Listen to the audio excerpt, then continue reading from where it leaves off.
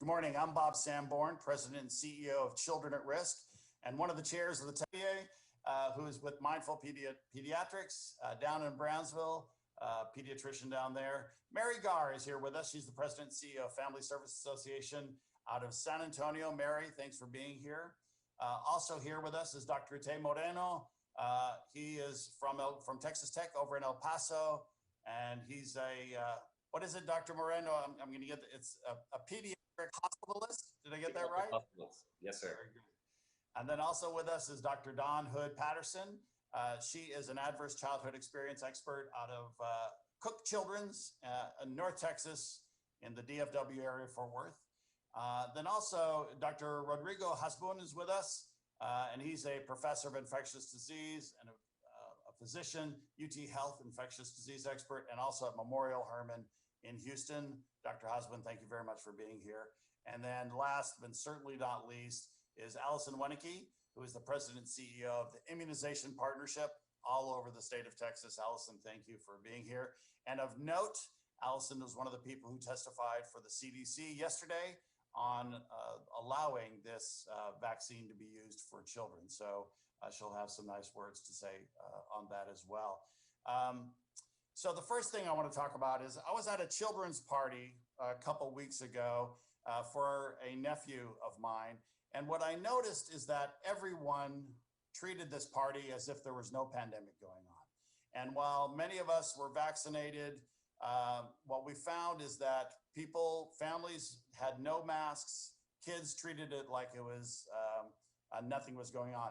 And frankly, it was very nice, right? It's very nice to go around acting like there's not a pandemic and kids are playing with each other. But what went through my mind is, as we see what's happening in India, is that when we go to parties like that, it only takes one variant to really sort of put a damper on outcomes in regards to that party, on children getting sick and some of the parents getting sick and maybe going missing because passing away. And I think that's the danger for us when we go on with thinking that life is pretty normal or life is going to be fine, is that we put our children and our families at risk. And I think that's something that we all need to consider as we are hesitant about the vaccine or as we wonder whether our children should be vaccinated. My wife went recently on a women's trip and just to get away from it with a few women. And one of the women said that she was not vaccinated. My wife was very surprised. And the woman said, well, this is a personal choice. And indeed, it is a personal choice, but it's a personal choice that affects the whole of us. And you can make this a personal choice, or you can make it a choice that affects the entire community and the entire state. And I think one of the things we want is for people to listen to our physicians today and truly understand the science that this is a safe vaccine and that we're protecting our economy, our state, and more importantly, we're protecting our children today by talking about these things. So we want people to listen and to understand. Nearly half of the Texas population is vaccinated. More than half have had at least one shot. So we're going in the right direction, but we're very close to this point where a lot of people are still very hesitant. And so we're going to try to get over that because this is really, really important for us. And so the two messages today are for all of us, get your families vaccinated. And for your children, get all of our families vaccinated and get your kids vaccinated. And so we want to protect our family. We want to protect our children. And I want you to listen to pediatricians and physicians who are immersed in this science, because one of the things we hear is like, I'm really unsure of the science. That's why we have the scientists here today to really let you understand what's going on. And let me start with Dr. Claire Bikini, an infectious disease expert out of Baylor College of Medicine at Texas Children's Hospital, one of my favorite pediatricians in the state of Texas. Dr. Bikini, give us an idea of what's going on here and your thoughts around the hesitancy, but also this new vaccine for children. Yes, thank you so much, excuse me, for having me. I'm really excited to be here. As you indicated, we received emergency use authorization for the Pfizer mRNA vaccine from the FDA on Monday, and then yesterday the CDC recommended that we start vaccinating all 12 through 17-year-olds. So everybody who's 12 and up in the United States should have access to this vaccine. And I expect that our other mRNA vaccine, the Moderna vaccine, will be very close to follow. This is an extremely exciting time. It brings us one huge step closer to helping children, adolescents, families, our greater community overcome this SARS-CoV-2 pandemic. So I'm incredibly happy about this development, and I really highly recommend that all individuals 12 and older get vaccinated as soon as possible. These vaccines are incredibly safe and so effective. Just to give you some of the data for the 12 to 15-year-olds, there was 2,200 enrolled in this trial with Pfizer, and the efficacy against symptomatic lab-confirmed COVID-19 was 100%. It doesn't get better than that. These are incredible immunizations, and they really do a wonderful job protecting. Now we know that they're protecting, adults and older individuals over 65, and now our 12 through 15-year-olds are going to be able to get protected, or 12 and up. Why is this important? We know 12 to 17-year-olds are at risk of severe illness for COVID-19. I know we've done so much to educate the public that individuals who are over 65, adults with high-risk medical conditions, are at highest risk of dying or being severely ill from COVID. But the truth is that kids do get very sick as well. Just in the 12 to 17-year age group, data from the CDC show that there have been over 1.5 million reported cases. There have been over 13,000 hospitalizations, with approximately a third in intensive care, and there have been 127 deaths in that age group. So this is not a completely benign disease. Some adolescents will have severe disease and even die from COVID. We know that all kids in total, there have been over 400, maybe even 600, depending on what source, of total children who have died related to COVID-19. And so again, even though it's a worse disease for adults, it's a severe disease for kids. And so, this vaccine is going to help protect kids from being sick, from getting hospitalized, and from dying from this disease. This is definitely worse than seasonal influenza. I hear people ask me about that all the time, but now that we have more information, there have been more children who have died or been hospitalized from COVID than flu. And then in addition, adolescents who get this disease may have suffered from problems with long COVID, where they have months of not feeling like themselves and having other symptoms. And then there's this disease, this multiple systems inflammatory, or multi-system inflammatory syndrome in kids that we see after COVID that can make kids critically ill and end up in the intensive care unit. So we know this is important to protect our kids and adolescents. We also know that it's important, as you said, because it prevents the spread of disease. Right now, we're seeing way more cases in teens and young adults than we are in individuals who've been vaccinated, so individuals who are older. And so the vaccine is doing a great job protecting, again, some of the adults in our community. So now let's protect the kids. Let's stop the transmission. As you indicated, that prevents these new variants from coming. This helps us get a step closer towards herd immunity. Our kids have suffered so much from this pandemic. As you mentioned, tens of thousands of kids and adolescents have lost a parent. We've had kids who've been, missed school for so long. This gets these kids safe in school. After school activities, they're able to interact with family members and friends. They're able to go to parties in a safer way. They're able to work or to participate in summer activities more safely. So this is critically important for the mental and physical health of our adolescents, that they get vaccinated and that they can be safe. We know that millions of teenagers who are 16 years and older have been safely vaccinated. Again, these vaccines are extremely safe, and I really encourage families, because some of the hesitancy is, some concerns or not knowing enough about the vaccine. So I encourage everyone to talk to their pediatricians, to their doctors, to get the real information. There's so much bad information on the internet, just lies and things that have just been made up. I can't tell you how many people have asked me about fertility concerns with this vaccine. There is no association. These vaccines do not cause infertility. It's not even biologically plausible. So these vaccines are very safe, and we really encourage them for our adolescents. So now is the time for communities to rally around these vaccines for our adolescents. This is really wonderful news. It's amazing science. These vaccines are just incredible, and they're going to make a huge positive impact on the lives of our adolescents and families and in our greater community. we certainly have work to do. We need to make sure that these vaccines are distributed equitably, that everybody has access, and that we address hesitancy, which I know other people are going to talk more about. I did provide some information that will be included in the chat about if you're in Texas, or if you're in Houston, I'm sorry, if you want to have your adolescent vaccinated through Texas Children's Hospital, we have some information on how you can get a vaccine very soon. We have many appointments available for you. And I tell you, I have younger children. I can't wait for the vaccine to be, approved for them. For my 2-year-old, I can't wait to get all kids vaccinated. And so thank you very much. Claire, let me ask you one brief question. Are you as worried as I hear from many others about these many variants, including the one from India that we know is in Texas already, that as we see the number of cases for kids going up, that these variants may have greater harm for kids? Of course, we definitely know some of these variants are causing, more disease in kids. They're more transmissible. And right now we know that the vaccines still have efficacy against all of the known variants. And so absolutely, I worry about more transmission of disease with the variants, and getting kids vaccinated is the way to protect them. Yeah, very, very true. Thank you very much, Dr. Bikini. Also with us today is Dr. Dolly Lucio Sevier. She's a pediatrician with Mindful Pediatrics. She's down in the Rio Grande Valley in Brownsville. Dr. Sevier, thank you so much for being here today. Give us a little bit of your thoughts on this as a pediatrician. Thank you so much for having me.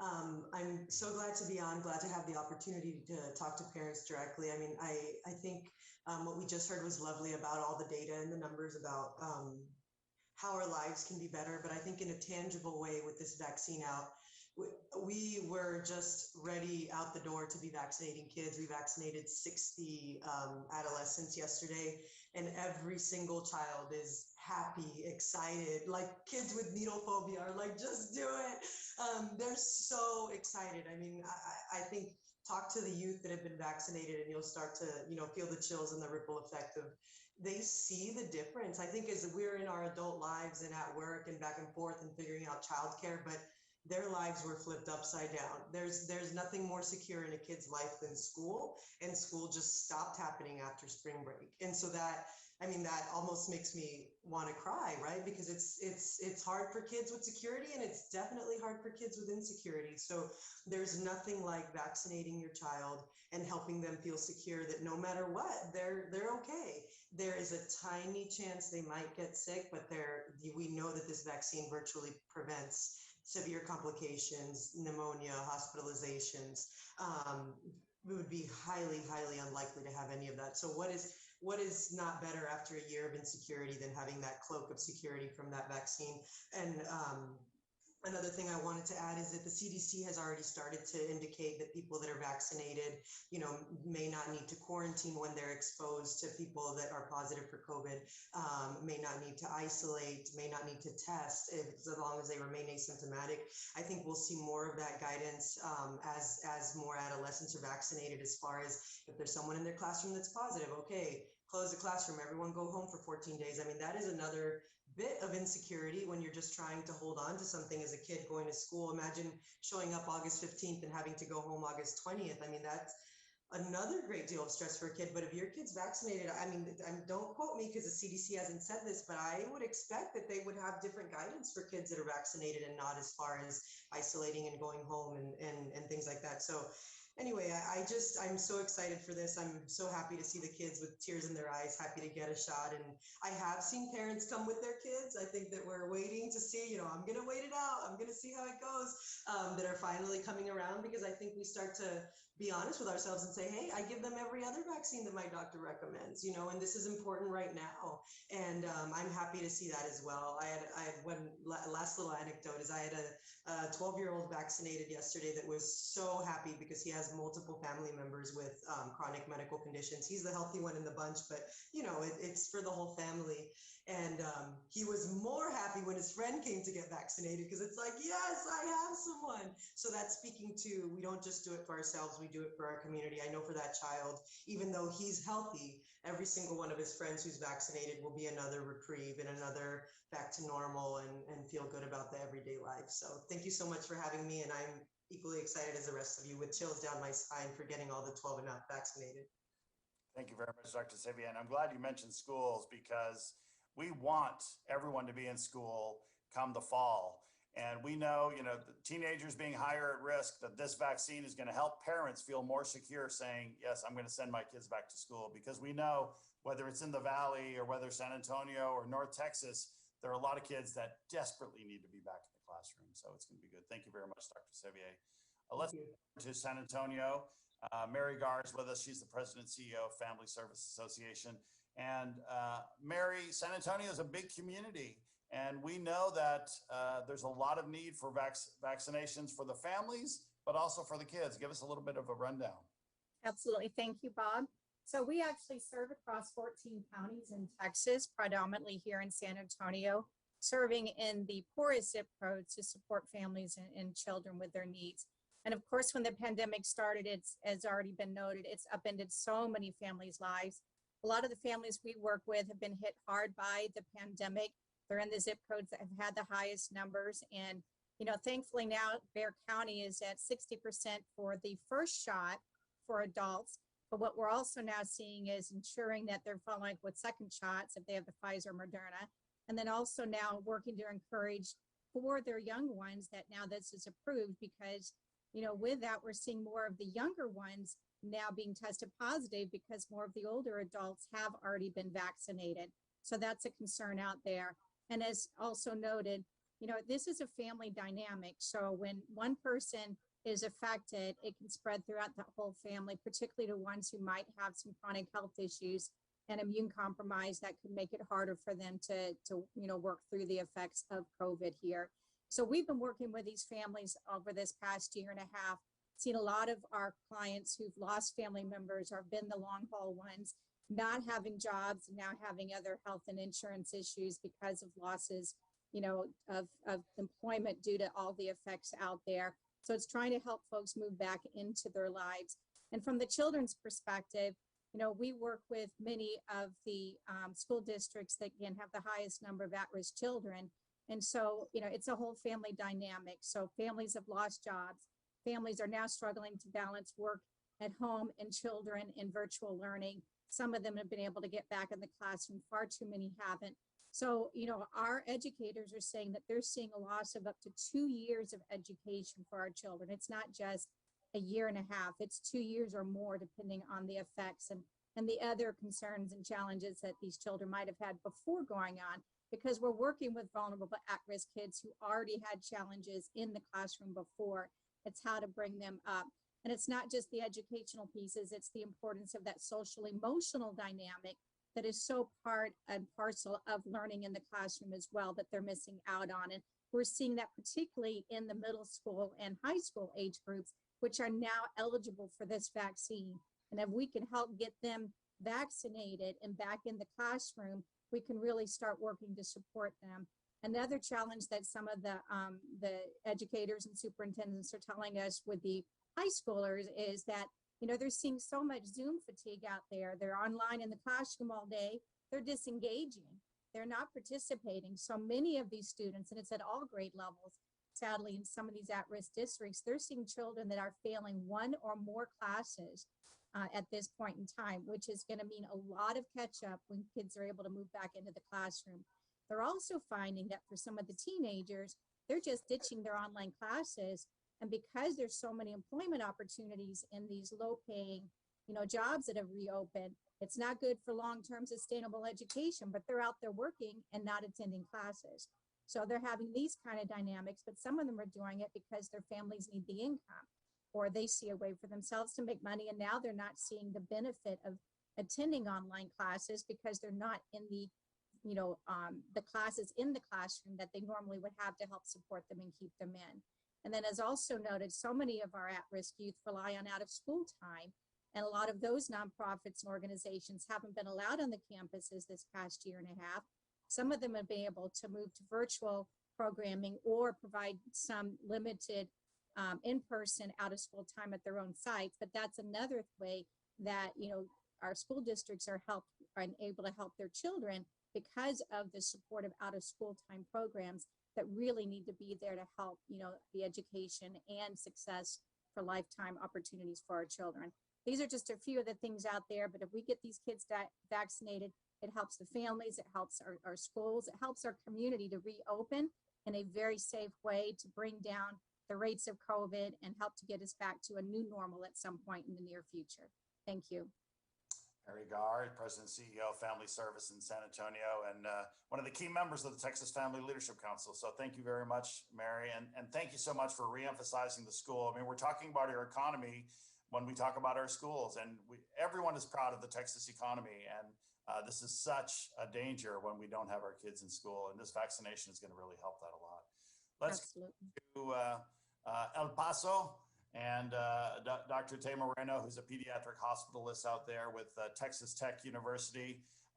Dr. Moreno, give us an idea from the West Texas perspective around both vaccine hesitancy and this new vaccine for kids. Good morning, Bob. Thank you for having me. I completely agree with how eloquently all the doctors explained their points of view. Dr. McKinney really explained the science to demonstrate how safe and how important this vaccine is. Just in my humble opinion, I think this is the last piece of the puzzle. We're so close to getting back to a normal life. You know, this virus really humbled our economy, our community, and our general way of life. And I think this is the light at the end of the tunnel. As far as vaccine hesitancy, we've seen a little bit of more acceptance of the vaccines, mainly because everybody's seeing how it could slowly start transitioning to, you know, a pre-COVID time. So I think specifically here in El Paso, we're desperately ready for it to really take care of our kids and just kind of completely vaccinate the entire family unit. And then that way, you know, we could significantly decrease hospitalizations, decrease mortality, and just, like I said, just somehow get back to life as usual. Thank you very much. Dr. Moreno, from, West Texas is sort of, you have from Amarillo almost down to El Paso.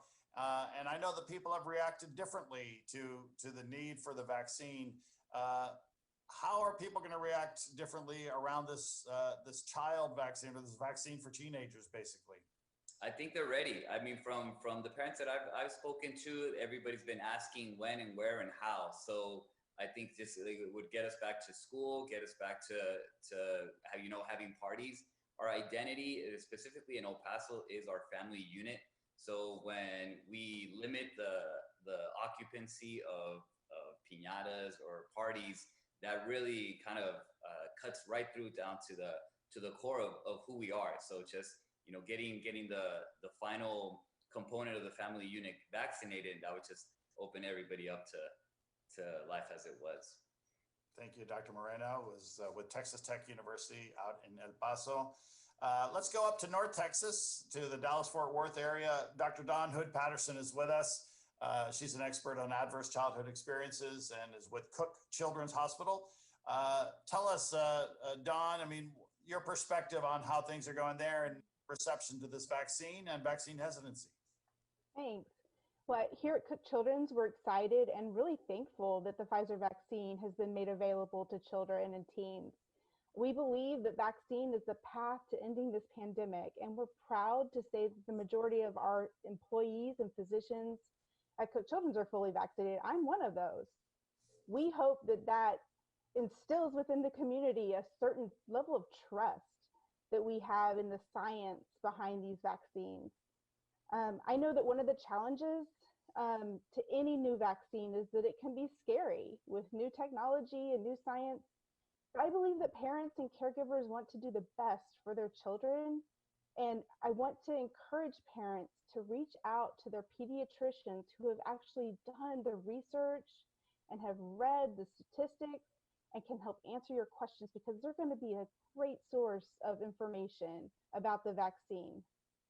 Here at Cook Children's, to address hesitancy, for months we've been actively working to share science-based information with our patients and families in the communities we serve here in North Texas. We've shared information through our online newsroom, thecheckupnewsroom.org, as well as social media, our websites, and other media outlets. We've also partnered with several different communities, entities within our community: the Early Learning Alliance, Tarrant County Public Health, UNT Health Science Center, Healthy Start. to put together a series of videos that explain the science of the vaccine, as well as debunking several of the really prominent myths around vaccination. We are trying to help families navigate the vaccine registration process and help families make the best decision for themselves, for their children, for their communities. And so here at Cook Children's, I want to point to our mission. I want to point to the fact that we don't have a mission statement. We have a promise. And that promise is to improve the health of every child through the prevention and treatment of illness, disease, and injury. And with our promise in mind, we believe that the best way to prevent COVID-19 in children is through vaccination. Thus, we're partnering with Texas Health Resources, another great partner here in North Texas, to make sure that 12 to 15-year-olds have access to the Pfizer vaccine as soon as possible. And with this partnership, eligible Cook Children's patients and families can register to receive the vaccine. And they offer appointments and walk-up options in several clinics in North Texas. If you want information or if you want to get registered, go to texashealth.org/cookchildrens, and you can make an appointment in English and in Spanish. And we want to reiterate the fact that there is no cost to this vaccine. We want to make sure that families know that it's accessible to them. We also know that Tarrant County Public Health will be administering the Pfizer vaccine to children 12 and up at their various locations. Ultimately, at Cook Children's, we just want caregivers and parents to know that the Pfizer vaccine is safe and is the best option for protecting children against COVID-19. And if you have questions or concerns, feel free to reach out to your Cook Children's pediatrician, your local pediatrician, or find us on social media. We really just want to make sure that you have good information to make good choices for your family and for your community. Dr. Hood Patterson, thank you very, very much for being with us today and for the great work that you guys are doing up there. So next vamos a hablar un poco en español para la prensa latino aquí en Texas. Y tenemos Dr. Rodrigo Hasbun, él es un profesor at UT Health y también está con Memorial Hermann Hospital en Houston. Doctor Hasbun, ¿nos puede hablar de la vacunación con vacunas, pero también con esta nueva vacuna para niños? Sí, buenos días, Bob. Aquí en Houston estamos bien emocionados que tenemos la vacuna para niños de la Pfizer. Ya tenemos 6 meses de experiencia con esta vacuna. Yo me la puse en diciembre, como bastante de los médicos aquí. Y han sido millones de médicos y enfermeras que se han vacunado con esta vacuna. Y 6 meses después, todos estamos bien. No hay efectos adversos a largo plazo. Es una vacuna bien, ¿cómo se llama? Safe. No hay efectos adversos a largo plazo. Los efectos son a corto plazo, dolor, fiebrícula, dolor de cabeza, pero en un par de días esos efectos adversos se van. Estamos ya cansados de estar viendo pacientes con COVID en hospitales. Estoy cansado, todos los médicos y enfermeras estamos cansados de estar viendo familias sufrir de esta enfermedad tan devastadora, que no solo causa problemas a corto plazo como neumonía, estar entubado, pero también a largo plazo. Estamos viendo pacientes que están siendo trasplantados de pulmón por los daños que han sufrido por este virus. Este virus es bien duro, es un virus que nunca habíamos visto, es completamente diferente a otros virus que hemos visto. Causa coágulos, causa fibrosis pulmonar y a largo plazo los pacientes tienen problemas de memoria, fatiga, problemas respiratorios. Entonces, no es un virus que queremos tener. Y tenemos una vacuna tan eficaz que es 100% eficaz en estos niños, que tenemos que utilizarla. Si queremos tener una vida normal y poder ir a la escuela y poder ir a conciertos y salir a restaurantes y no usar las máscaras en un futuro o viajar a otros países donde hay más COVID todavía, necesitamos vacunarnos. Y tenemos que vacunarnos no solo por nosotros, sino para todos los demás que nos rodean.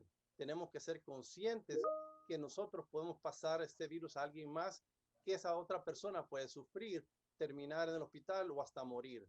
Entonces, yo creo que de una manera social es muy importante considerar el hecho de vacunarse. Si no está pensando vacunarse, reconsidere, porque es muy importante, si queremos salir de esta pandemia, que todos nos vacunemos. Y ahora los niños, uno dice, bueno, los niños tal vez no se enferman mucho, sí se enferman severamente. Hemos visto niños morir en nuestros hospitales, niños hospitalizados, entubados, con problemas de neumonía después de COVID, con este síndrome inflamatorio multisistémico. Hay varias complicaciones del COVID en niños. Y ahorita en nuestros hospitales, el 20% de nuestros niños, el 20% de los pacientes son niños. Entonces queremos que eso no suceda más. Queremos usar las vacunas, son completamente safe a largo plazo, 6 meses, aquí estamos sin ningún efecto adverso, y usar la tecnología que tenemos available. No todos los países del mundo tienen esta oportunidad de tener vacunas gratis para el COVID. Tenemos que utilizar los recursos que nos están dando y ser vacunados para llegar a esa inmunidad de grupo que necesitamos, que es un 75-80% de la población que sea vacunada para poder salir de esta pandemia que ya nos tiene más de un año encerrados y sin poder hacer actividades normales. Muchísimas gracias, Dr. Hasbun. Y gracias por todo que haces ahí en el hospital. Last and certainly not least, we wanted to go to the Immunization Partnership. And Allison Winicky is here. She is the president and CEO of the Immunization Partnership. And yesterday, Allison was part of a panel with the CDC talking about this new children's vaccine. Allison, give us your update on that, but also your thoughts on vaccine hesitancy and this new children's vaccine. And really, it's not a new vaccine. It's the same vaccine. It's very safe, but I'll let you take it from there. Yeah, absolutely. And yesterday, when I had the honor to speak before the CDC committee ahead of their vote on the vaccine, I relayed to them that, yes, it is understandable that parents may have additional questions or fears regarding these COVID-19 vaccines for their children. And we're hearing that even from parents who have received the vaccine for themselves as an adult, they may be more hesitant getting the COVID-19 vaccine for their kids. And, you know, over the last several months, we've observed questions and fears about vaccines' impact on hormonal changes or reproductive issues and allergies. But now we have the data to show that these vaccines are safe and effective. And as you heard earlier from Dr. Bocchini, it's impossible to have a negative impact regarding those reproductive and hormonal concerns that some parents have had. And this has gone through a very rigorous process. First, the FDA reviewed the data and determined that this vaccine is safe and effective for children ages 12 and up.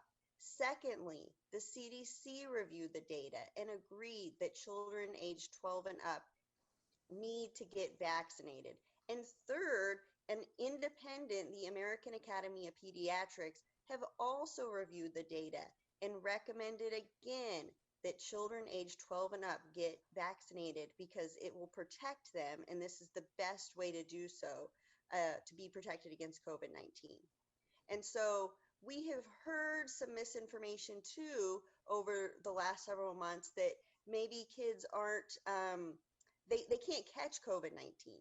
But that's not the case either.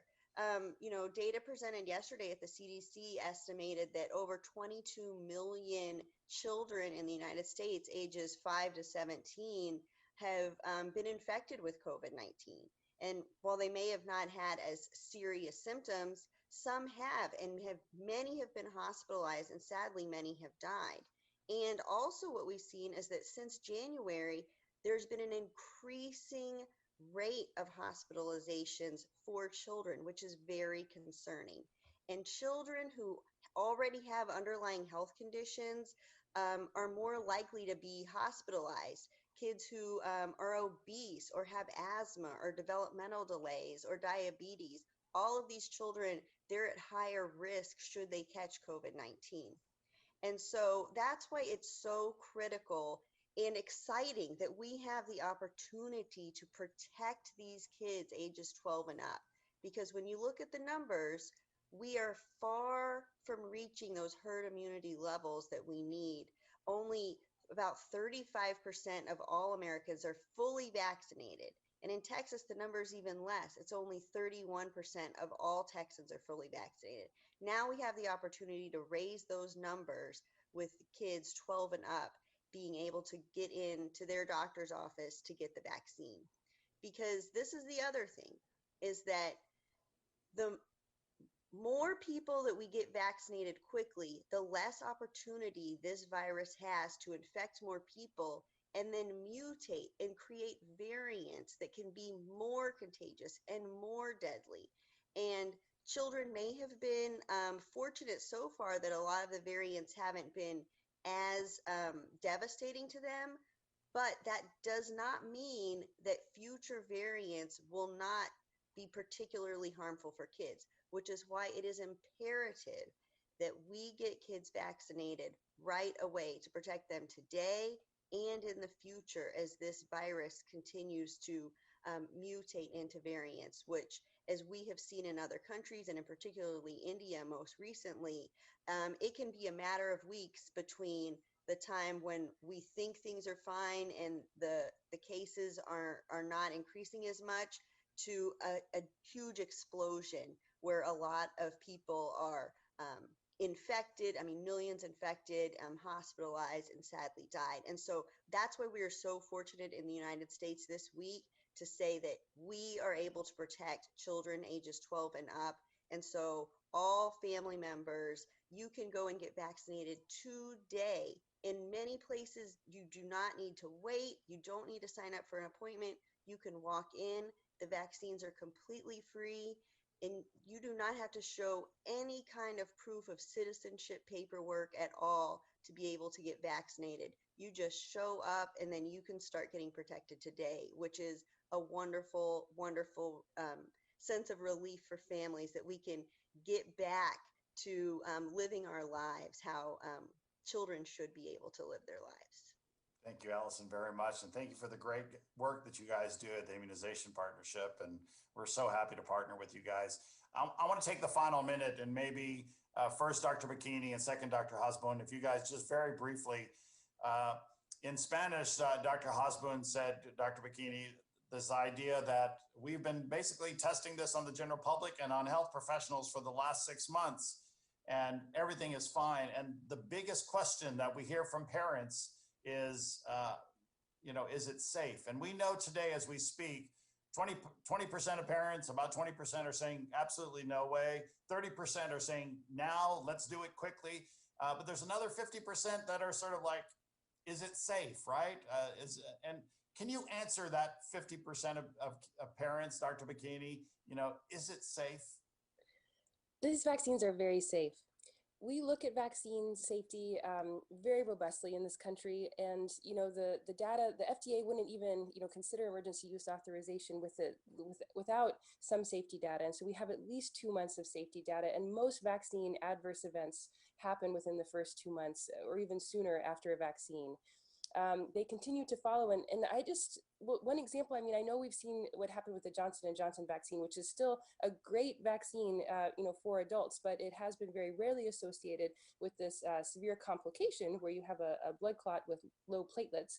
I just want to me, that's a testimony of how well our vaccine monitoring program does at even finding such rare adverse events. We haven't seen anything like that with the Pfizer or Moderna mRNA vaccines. They are incredibly safe. We have millions and millions and millions of people in the United States have been immunized. And so not only do we have the safety data on those who are 16 and older, but and the difference between a 12-year-old and a 16-year-old is not that much, biologically. We feel very confident that these vaccines are incredibly safe. And I have my strongest recommendation that every 12-year-old and up gets vaccinated to protect themselves. Does that answer the question, Bob? Yeah, I think it does. But I will tell you that your 16-year-old is, when you have a 16-year-old and a 12-year-old, your 16-year-old is going to have your hands full more than. I would say there are very much differences, but for the way they respond to their vaccines are going to be. Yes, no, I get it. Yeah, Dr. Hasbun, in English, just a little bit. This idea of is it safe? I wonder if in 30 seconds you could sum this up for us. In Spanish or in English? In English, yeah. So yes, this Pfizer vaccine has been now available since December of 2020. A lot of us as physicians and healthcare workers and nurses have already been vaccinated with this, and we're in May. So we're 6 months, into it, and there's no reports of any serious adverse events that are long-term like a lot of people are worried about. This vaccine is very safe, and it should be given to everybody that, the FDA has cleared it, including kids. Yeah, very good. Thank you very much. Thank you, Mary Gar, Dr. Don Hood Patterson, Allison Winicky, Dr. Moreno, Dr. Hasbun, Dr. Bikini. Thank you guys very, very much for everything that you're doing for kids in our state. And I know that you're available for interviews. And additionally, in addition to Dr. Hasbun, who speaks Spanish, también Dr. Moreno y Dr. Silvia, que estabas aquí de Brownsville, los dos también hablan español. So thank you guys very, very much. And we'll go from here. Let's keep everyone safe, guys. Take care. Thank you, Bob. Thanks.